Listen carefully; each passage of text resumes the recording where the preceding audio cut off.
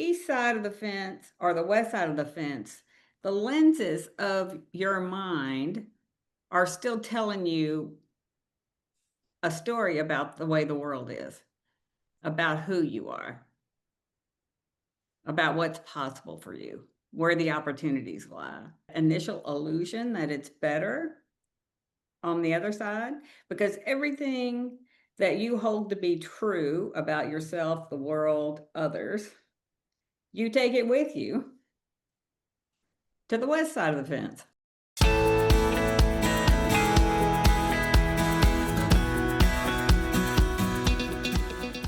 What side of the fence is greener?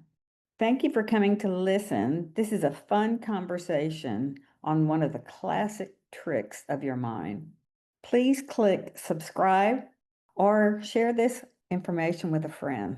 It's greatly appreciated. How does your mind define the grass is always greener? And does your mind suggest the grass is greener somewhere else? Just in kind of reflecting inside your own head.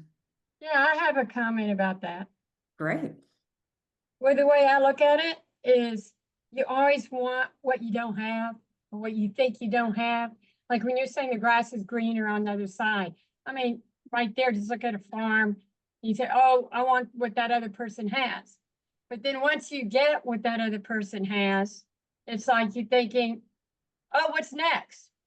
You know, like a car. If somebody has a car and you get a new car, it's not going to stop there. It's like, what's the next thing? What's the next thing? So in this kind of, I'll say like this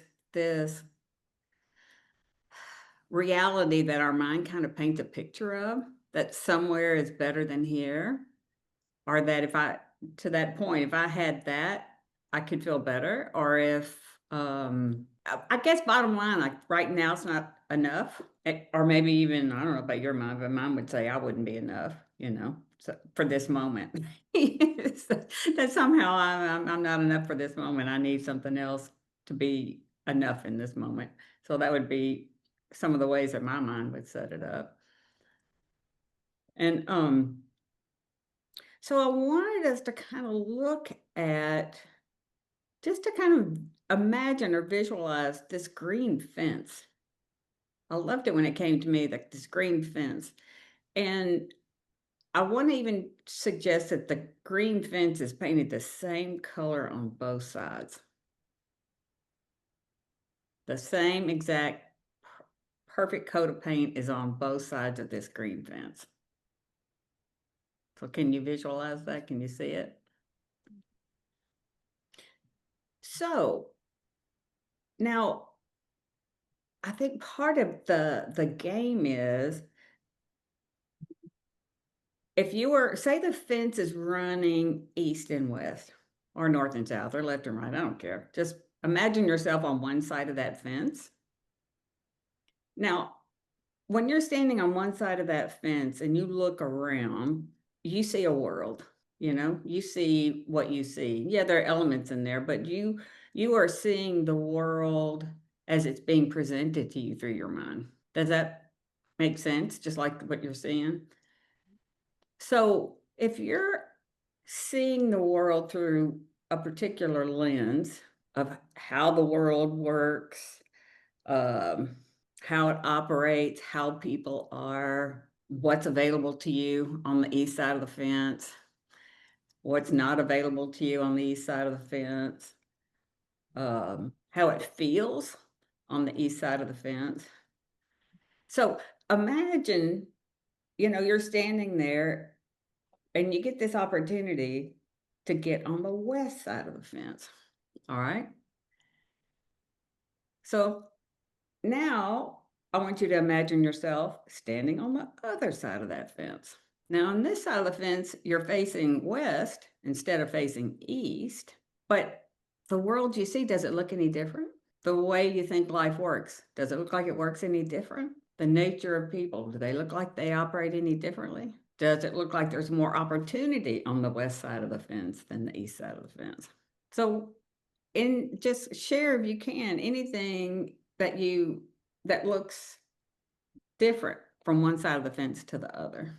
Is there a marked difference that you see or no? I was picturing your fence. Oh, thank you. No, I'm wanting you to be on your fence. Thank you for that clarification. No, no, no.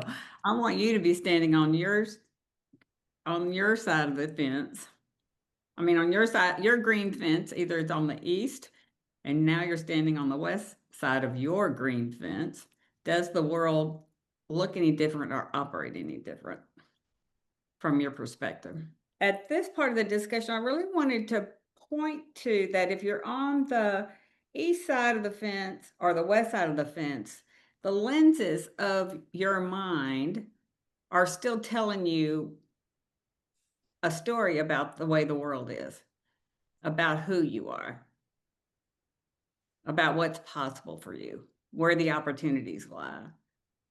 So that was the first part that I wanted to make, that to kind of bust up that initial illusion that it's better on the other side, because everything that you hold to be true about yourself, the world, others, you take it with you to the west side of the fence. Does that feel true or? Yeah, it really feels true for me because I literally have moved a lot, and I just made another really big move. But Mhm. when you were talking about, this might sound a little crude, but wherever you go, your butt is still behind you. You know, you carry whatever you've got, you're carrying it. You're going to carry it east, west, north, south. Your butt's behind you. Exactly. Your junk is in the trunk. No matter where you go, your junk is in the trunk. Yeah. Yeah. So I wanted to just bring that up because it helps bust some of that illusion Yeah. that the new car is better, or Yeah. that the new um I don't know, whatever your mind is teeing up to say, get this and you can feel that. Like you can experience your physiology better, like having good gas in your car versus junk gas in your car, Mm-hmm. but it's still the same car. Yeah. Good point. Yeah. Yeah. No, but you're having physically, you're having a better experience, but the world doesn't look any different. Your mind is not defining you or the world any different. I think it would be defining me different. I Oh, mean, tell me how. I Tell would me. feel different. I would, I'd be like, smug and proud. Not you, Wendy, but I would be smug and proud of myself, and look what I did, and yada yada. And I'd feel better in my body. Mm-hmm. Mm-hmm. And so it's from that way, it's kind of plays the game that the mind sets it up that better than less than. Look, it would kind of feed some part of the egoic structure that, because I slayed this dragon of sugar and flour. Yeah. That makes me a better person, that makes me something better than what I was. Yeah. Yeah. But you're whole and complete right now. You can't improve how you were created. Well, maybe I can improve what I've created. I don't know. I don't know. Also, though, you are where you are in the present. Yeah. You're not living in the past. You're not living in the present. So if you're happy and where you are in the fence right now, that's where you need to be, is in the present. But when you're talking about the gas with bad or good gas in the car, and you're still the car, like a person, yeah, it's like the ocean, the waves. You're gonna have high, low tide, high tide, bad times, good times. But you're still that same person. Just because I want to get on the other fence and I may try to get off that sugar and flour again, I'm still the same person. I'm still going to have pullbacks. I'm still going to get off the fence. It's like, unless you really change as a person, you're always you, and you're always going to fall back. Let's look at, like we were just talking about, like, okay, say you do X, give up sugar flour, you lose the 10 pounds, you get the better title on your business card, you get, the hot and speedy car, whatever it is, you know what I mean? Let's imagine you're there. And so in feeling And really feeling into the experience of whatever this experience is that we're seeking in life. If you kind of reflect on that just for a second, it's like, really, say you get and do and have all that stuff, and you take a minute to reflect about really what's the feeling you're, I don't know, consciously or unconsciously going for. Peace and ease. Yeah, exactly. Ease. Peace. That's what came up for me. Peace. Yeah. Yeah. So this is like the next part of the conversation I wanted us to come to. There's something standing between me and feeling peace in it. Now, to me, that's the greatest illusion of all, that there's something, that there's something standing between me and peace and ease, and the metaphor of a fence being between me and peace and ease. Because our mind is so powerful, and it really does build this structure in our head that there's something that separates us. I mean, truly, physically separates us from peace and ease.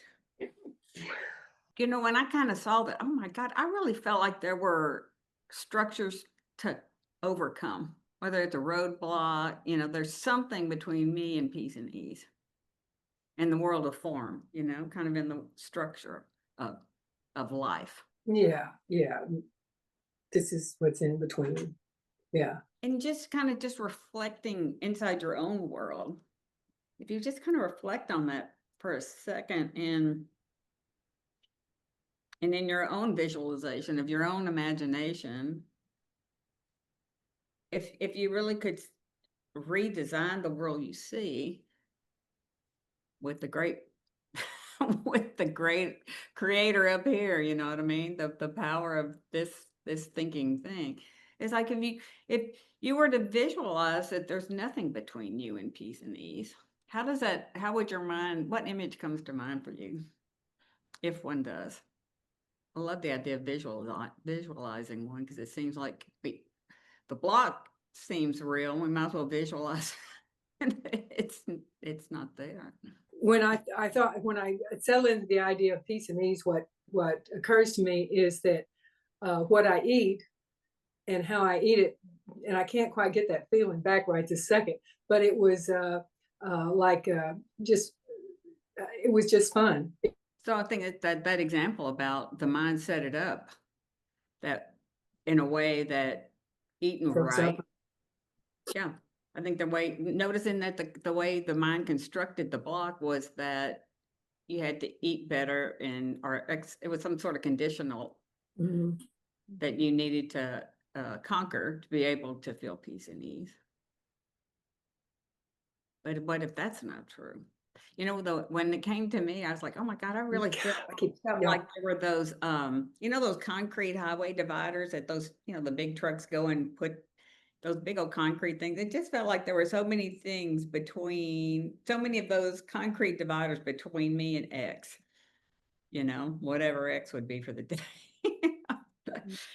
But that was the visualization that came to me, going, God, my mind really thinks there's something between me and being able to enjoy life and relax into life and just feel at peace and ease in this life, in this moment. Oddly, when I think about what is between me and peace, it's me. I actually see me.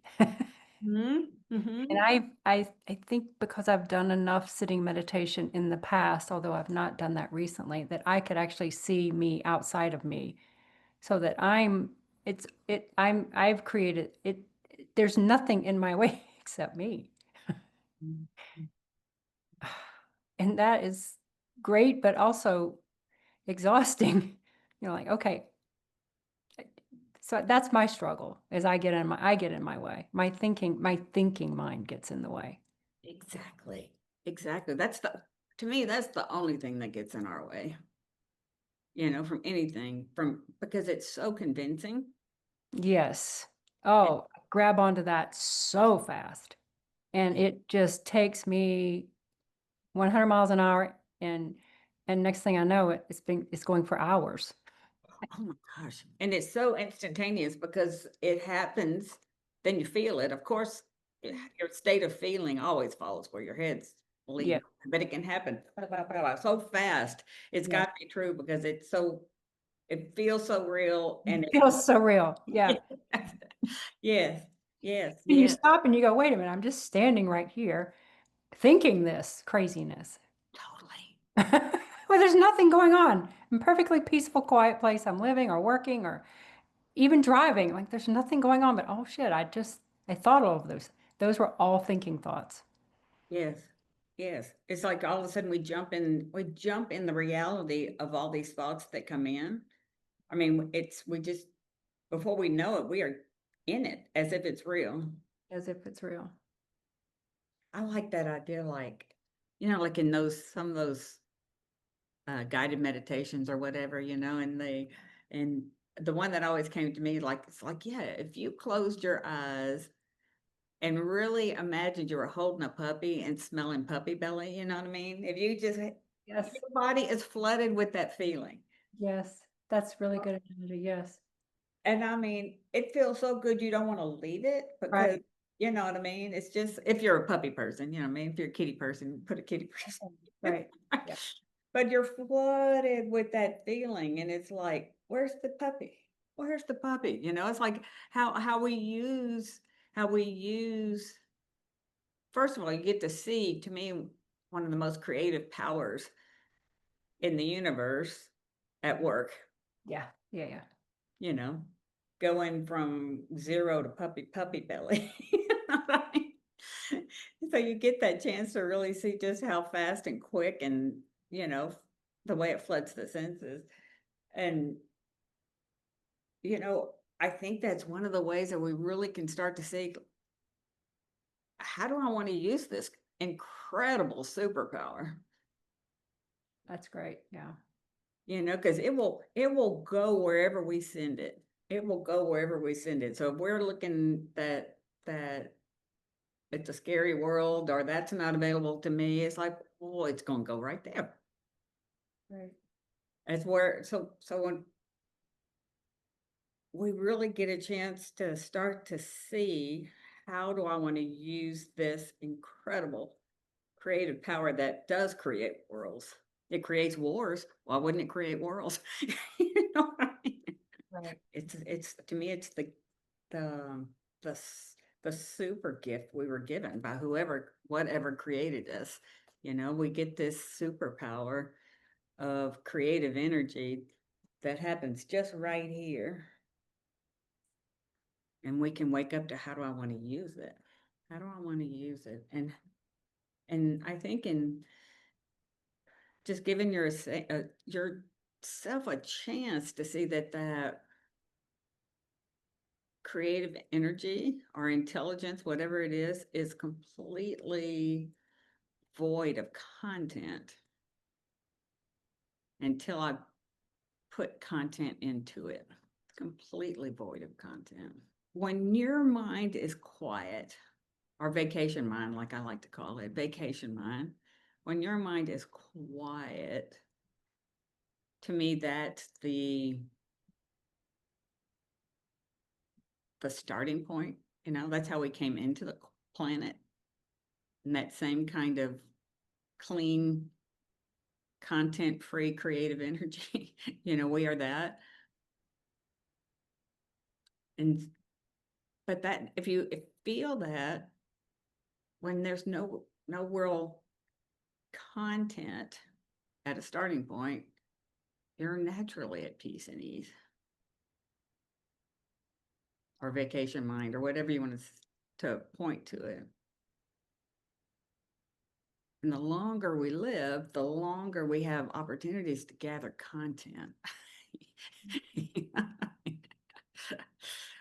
We gather all this content of, right and wrong, good and bad, all this content. So in that place of, we can't avoid having content, if we live, I feel like if we've lived long enough, we can't avoid having content. We're presented with it every day, all day long. But we do have a place where we can see it for what it is, as it's not blocking you from anything. We just take things seriously until we remember that we are that peaceful, easy, no content energy before we took so much seriously.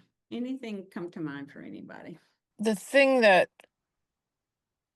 I feel is like it's not about, for me, not about thinking that thoughts, but being, being centered, coming from love. Because I've been aware of when I'm unconsciously just feeling filled, coming from a loving center. I walk down the street and people greet me, strangers, hello, hello, there's just this magnetism that emerges. And when I'm in an unloving or just even neutral place, that doesn't happen. So it's like, what do I have to do to be loving, to stay in that loving centered place? That's what. Mm-hmm. I think it's Hmm? I feel like it's how can I rest in my true nature? Exactly. And it is my core. So it's before all those messages were put on me and all the put downs and don't be that way, blah, blah, blah. Blah blah blah. Exactly. Exactly. So I so appreciate what you're sharing, because again, there's nothing separating us from our true nature other than content of concepts and identity and um, everything we've either been told or made up. So how do we keep that clear, keep that, like that window clean? To keep the window clean, I think it's for each one of us in our own heart-centered way to ask for help from this energy of divinity, as I'm, whatever you want to call it, this energy of divinity, to help me see content. Help me rest in that clean space, where it really starts to come to the forefront. Right. That I'm separate from it, because you're never separate from it. I mean, every master in the world said, you're one breath away, one thought away. Mm-hmm. Because it's what you are. It's where you came from, and it's what you are. And I think that's the first piece of accepting. That's where you came from and what you are. And that's a reach for a lot of people. It's been downloaded with so much misinformation. And so in your own request, to your team or whatever's on the other side, to remind me, help me be remembered of what I am. Help me to not take all this content seriously. Just because it feels true, just because it feels real. We've established it's going to feel real. It's going to feel like a puppy in your hands, but it's no puppy in your hands. Or it could feel like whatever it is, whatever the content is, you're going to feel it. But that's not you. That's not you. I heard this line. I had to write it down because I heard it this morning, and I was like, I felt like I'd gotten a tap on the shoulder saying, you have to say this to the group, because out of the blue, it just hit me. I heard it, and it said, go outside the walls of the prison you chose. Mm. That's cool. I was like, yeah, it does remind me I created what I'm seeing. Yeah. I created what I'm seeing. Go outside the walls of the prison you chose.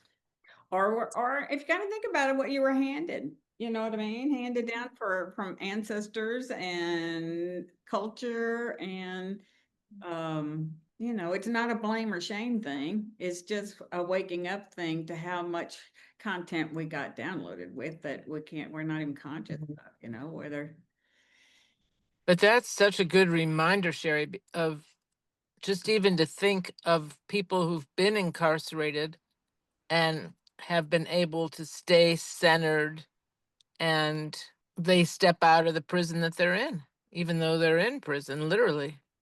literally. And some can do that. And I think we all can, you know what I mean? I think it's a muscle that could be strengthened. Yeah, I meant some of the people who and incarcerated people can do that. If they can do it, then Yeah. You we know, privileged ones should too. There are a lot of things, times when we incarcerated, take except that, by our mind.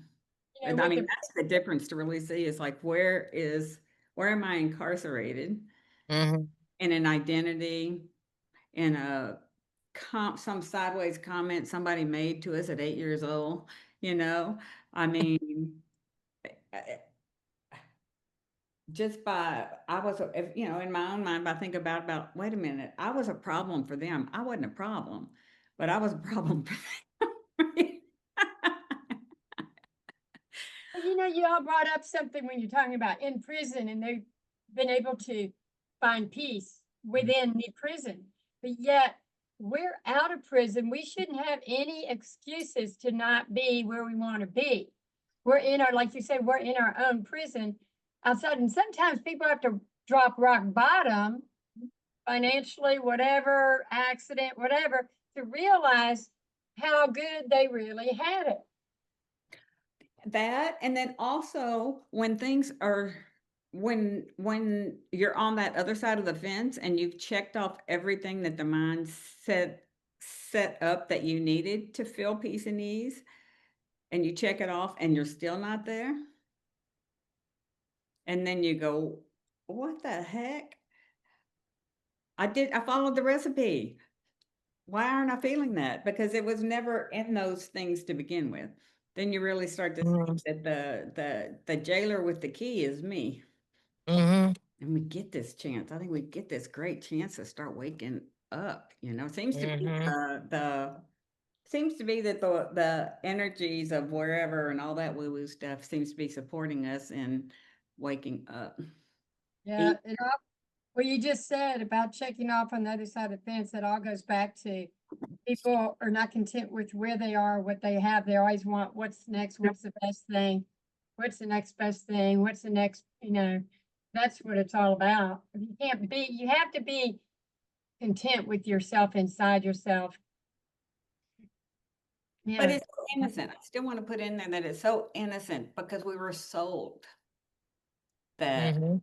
that things on the outside would Right. would bring us that. So there's a level of innocence in that. So it's Well, you not. get that every day with these stupid commercials and emails, so it plugging you in and marketers say, come, you have to have this. This is the best. You need this. It's a you need. They know how to market things. Mhm. We have to be strong enough to know what we need for us, not all that. We don't need all that. Just delete, delete, delete. Delete. Yeah, exactly. Exactly, exactly. If you see it, I think of that part about it, if you can see an ad that says buy now, buy now. We've only got four of these, and Right. if you wait, you'll miss out. It's like if we could see every thought that came into our head as that same propaganda and go, wait a minute, Right. I will be guided to the next thing I need to do. You know what I mean? I'll be guided. I'll move in the direction of what's whatever. And the best answers will come to you from a peaceful mind, not from a reactionary mind. Mm. Yeah, I just wish we could see it all as propaganda. But when our body gets filled with a feeling following the propaganda, we drink the Kool-Aid and think it's real. But so what? That's just part of the package. You know what helps me when I remember, and that's key because I don't always remember. It's like when I do, it's like, oh, I do that ono mana. I'm not pronouncing it correctly. The ono pono Yes, yes. Hawaiian, you know, prayer. Yeah. Yeah, and I always thought when I first learned it, I thought I was directing it to others, and then I learned no, it's you're saying it to yourself. I'm sorry, please forgive me. Thank you. I love you. That can be so helpful to get centered again. But I don't always remember it. I lose it. But we can, like I said, just ask for help. Mm-hmm. Ask for help for the part that really wants us to live in peace, live in our true nature. Right. I really feel like it's on our side. It's not against us, the Right. the earthly side of the world made up that it's against us. It's like, no, Mm-hmm. that doesn't feel true to me. You can test it out however you want, but I don't feel like the energy, because the energies behind life got me here. Mm-hmm. Nothing else did. I mean, my parents participated, but they didn't. They didn't put the soul in the baby. They did their part. Yeah. I want to add something. Oh, good. I want you to. I this you know, I'm sure y'all are familiar, or maybe you're not, but anyway, with Esther Hicks, and she channels a being called Abraham. And one of the things that Abraham is big about is that you're going to want something and you're going to get it, and you're going to want something else and you're going to want something else. But I don't think they look at it so much as being not satisfied as being having an opportunity to, because you never get done. You're a creator, and you're constantly, and you got to have desires. Well, you don't have to, but you have desires and you want to create. And so there's that too. I don't think that means that you're not at peace necessarily, but it's just another, I don't know if it's about other side of the fence, or maybe it is about other side of the fence, but it's, you know what I'm saying? But let me see. It's like, so if you can check the motivation. So it's like, okay, you've been given Mhm. life and you get to walk through the cafeteria line and you can take off anything on that cafeteria line and play with it, Mhm. but you're Mhm. starting at the beginning of the cafeteria line whole and complete. Yeah. Yeah. Need anything from that cafeteria line to Yeah. complete. And yeah, and I thought about this earlier. I don't know if I don't know what y'all are hearing when I'm frozen, but Mm. that when I'm at peace and I see the other side of the fence, then it's like optional. It's like, oh, it's like, yeah, that'd be fun, but it's not because I've thought I wasn't whole and complete. It's because I am whole and complete, and look what I can do on this. Of course, that's a pretty lofty perspective to get to, but Pick it right now. yeah, You can yeah. have perspective right now. Play with all of it, Yeah, yeah. And I sometimes, if I feel whole and complete, I think, oh, it's fine for me to eat flour and sugar. I'm at peace with that. So I don't know. I don't know where it's a tricky little line to live in. It's the, So anyway, there's that too. Yeah, yeah. That's what um this came up in a conversation this week between a client, and they're like going, well, I just feel like I need mushrooms and alcohol, to clear my mind. Like going, I was like, what if you could do mushrooms and alcohol for entertainment and not despair, I'm not saying that enjoy whatever you enjoy in the world, but you don't need it. You know what I mean? It's a very different place to realize it's like you can play with anything, but you don't need anything outside of you to reach that part of you. One breath away, one thought away. It's like play with it all. Who cares? Play with it all. Cherie, I gotta go. I have someone at the door. But thanks for today. I enjoyed it. Thank you, Andy. Have fun on your trip. Yeah, I'll let you know all about it. I leave the 28th and come back the 8th. So think about me on the 29th. Think about me on the 29th from Have noon fun. on. Have fun. Have Okay, fun. thank you. Yeah, I mean, but see, but you don't need it. You don't need it, you know, but the mind sets it up that you need it to get a break, you know. His mind set it up that that would be the only thing that gives him a break from his busy mind. Who? Well, just that story about the mushrooms and the alcohol, you know what I mean? Oh, Like, oh, yeah, yeah. Okay, yeah. Yeah, yeah, I I see. have to have that to be able to have peace and ease because it's the only thing that gives me a break from my busy mind. Yes, yes. Yeah, yeah. And then when I think about peace and ease, then everything, well, I said that already. Everything else just seems like play, an opportunity, oh, that'd be fun or not or whatever. Yeah, Yes, yes. yeah. It's just we just carry it all so much lighter. Hmm. Yeah. Yeah, I love that. I love that. And the leverage of knowing uh, whatever you're seeing to be real and true is being held in your mind.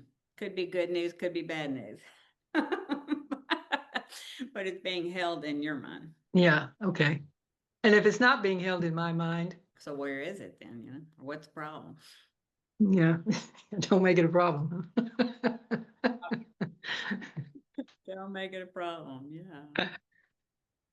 Yeah. But that's like the adage that says nothing is either right or wrong. It's our thinking that makes it so, you know. Sure. So, oh, there you are again. Ah, delete. Alt delete. Yeah. Yeah. Yeah. Yeah. Well, any other thoughts or anything you'd like to share or speak about before we close our conversation? You covered it well. Wonderful, wonderful. I'm so grateful you guys for showing up and having dialogue, a conversation, and just a look in a direction. That's a lot of fun.